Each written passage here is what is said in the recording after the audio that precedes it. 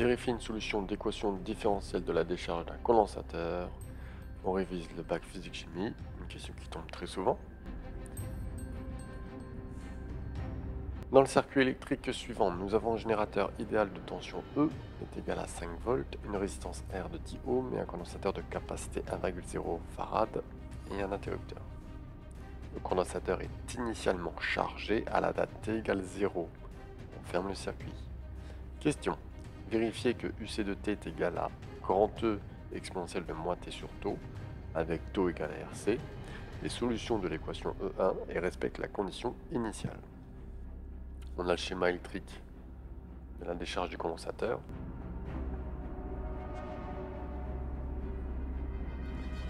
Pour vérifier que UC de t est égal à grand E exponentielle de moins t sur tau et solution de E1, on va commencer par calculer la dérivée. Donc UC de t est égal à grand E exponentielle de moins t sur tau. On dérive. Donc, la dérivée de UC de t sur dt elle sera égale à grand E fois la dérivée de la puissance exponentielle, donc moins t sur tau, quand je le dérive, ça fait moins 1 sur tau. Et on écrit l'exponentielle de moins t sur tau. Ce sont des mathématiques. La dérivée de exponentielle u donne u' exponentielle u.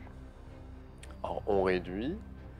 Donc je vais rassembler mon grand E avec mon fois moins 1 sur tau. Ça me donnera du coup moins E sur tau, exponentielle de moins t sur tau. Maintenant, je vais remplacer dans mon équation E1 les deux termes que j'ai trouvés. Je rappelle que RC c'est égal à tau d'après l'énoncé. Donc on va obtenir, à la place de UC de t, je vais écrire ce que j'ai écrit en rouge, donc grand E exponentielle de moins t sur tau. À la place de RC, je vais avoir mon tau. Et à la place de D de UC dt, je vais avoir mon moins grand E sur tau exponentielle de moins t sur tau, ici en vert. On simplifie les taux. Et là, on constate que finalement, la partie rouge et la partie verte sont totalement identiques. Donc ça fait bien 0. On a bien 0 égale 0. Maintenant, je vais vérifier la condition initiale. Donc la condition initiale, c'est à t égale 0. U, c'est de 0. Je vais remplacer tous mes t par 0.